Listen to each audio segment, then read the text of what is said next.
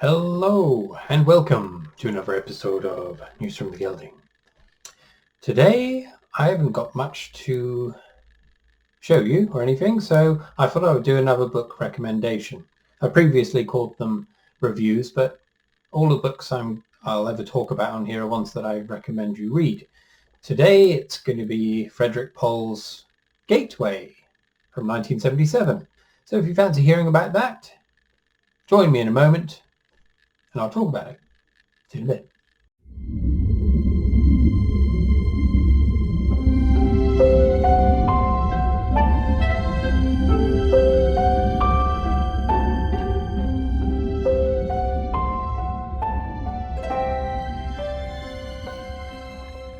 Okay, hello, welcome back. So, again, this is the third book I've recommended you read, and again, it's a science fiction book by Frederik Pohl. This was published in 1977. This is my copy here. Yeah, it's got these interestingly rounded edges. My brother got me this. I think Michael got it for me a few years ago. And I think at the time, for my birthday, I think it might, I don't know if it was out of print or not, I'm not sure. But anyway, when I heard about this book, it wasn't very well known. I don't even remember how I heard about it. All I knew was that it was a kind of a cult classic of earlier science fiction writing. This one won a few awards, the Hugo, what else? The Nebula Award and John W. Campbell. There's some other awards it won at the time. So I knew there was something special about it. And when I'd read the blurb, I was very interested indeed. I've never read anything like this before. I've read loads of science fiction, more science fiction than anything else. And this was quite different. The main problem is I read this years ago. I haven't been able to reread it for the purposes of this video. So what I'm going to talk about is what I've remembered and the brief bit of reading I did before this. But anyway, I'd recommend you read it anyway. So Gateway is about, it centers around one man, Robbie Broadhead, although his name changes throughout the book. Sometimes Rob or Bob, or his actual name is Robinette, which is quite a strange name. It starts with him being kind of, he's seeing a therapist, a robot therapist, and he's talking about, I've just noticed I think there's condensation on the camera, because this room is very cold. Anyway, and he's a rich man. When you meet him via his conversation with the therapist, he's a rich man, but he's very unhappy. And the book is about finding out why he's rich and why he's in the end unhappy. So in the very beginning, he wins the lottery. He's working some horrible job on Earth, something like krill mining or something strange, something odd. But he wins the lottery, and it's a one-way ticket to the place called the Gateway, which is an alien artifact that's been found in a hollowed-out asteroid in our solar system. This artifact is an alien space station. And amongst lots of other things on there are thousands of ships of varying sizes. There's a small one, a medium, and a large that hold one person, 3 people, and 5 people, respectively. But each of these ships are capable of faster than light speed, which humanity hasn't attained in this book. But each of the ships is programmed to go to a very specific place in the galaxy, or possibly further.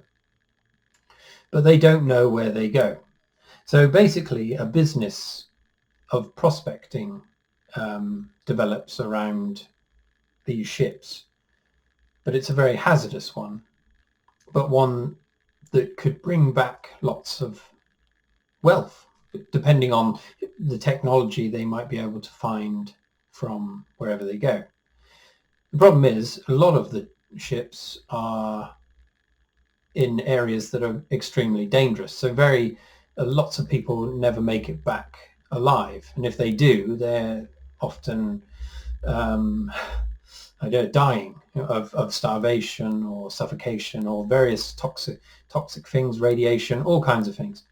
And so this chap who goes up there on this lottery ticket somehow makes his fortune. Well, it's inferred from the very beginning.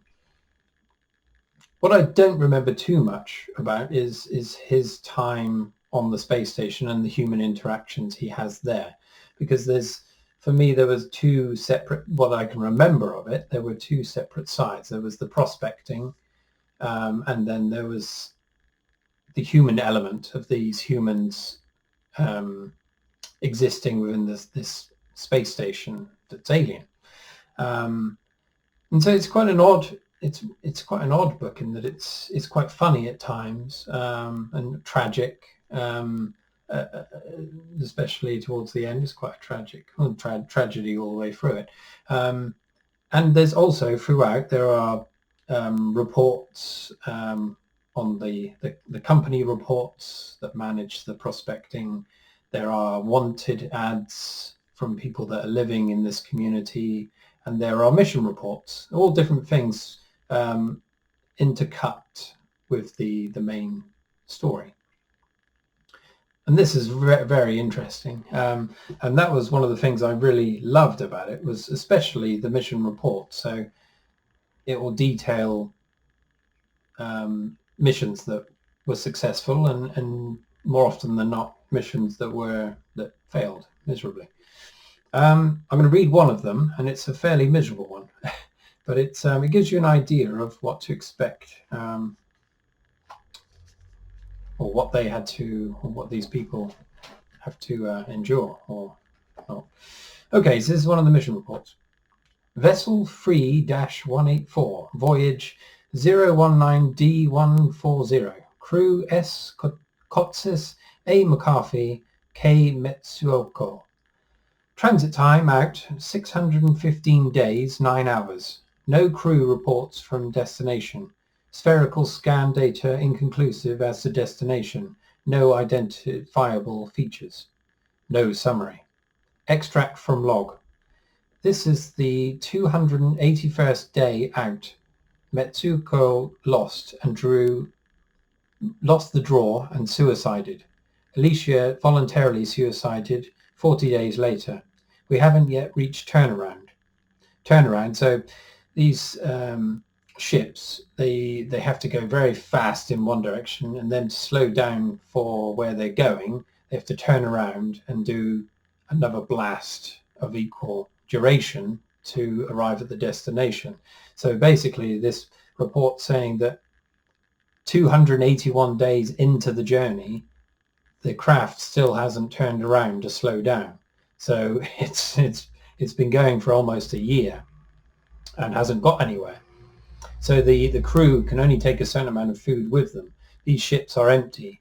There's only enough room for life support and whatever they're bringing with them or bringing back. So there's a limit to how much they can take with them. So this details a particular risk that they might not ever reach their goal before they run out of food.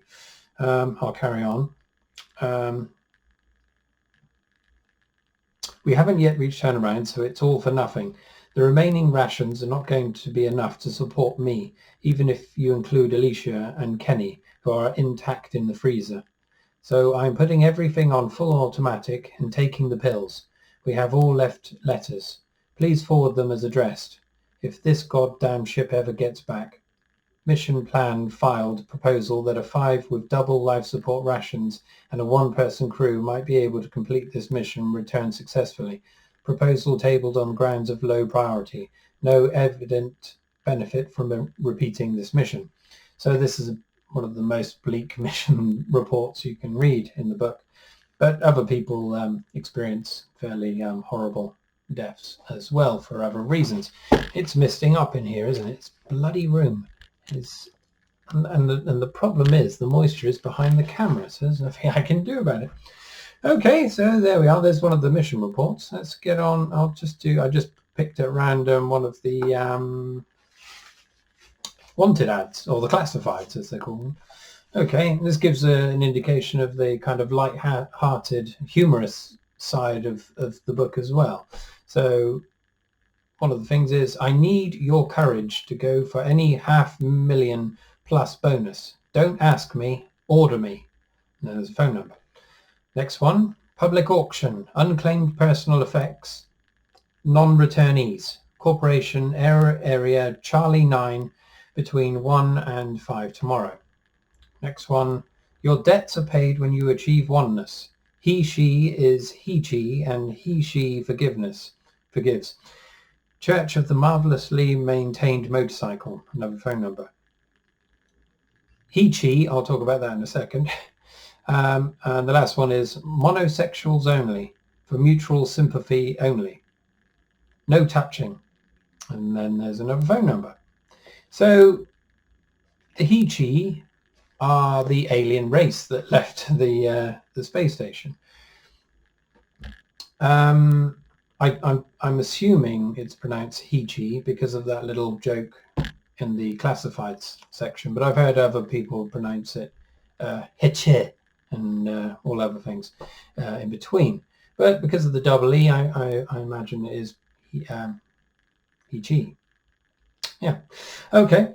So there we are. There's Gateway. I won't say too much more about it, other than I remember very much enjoying it. And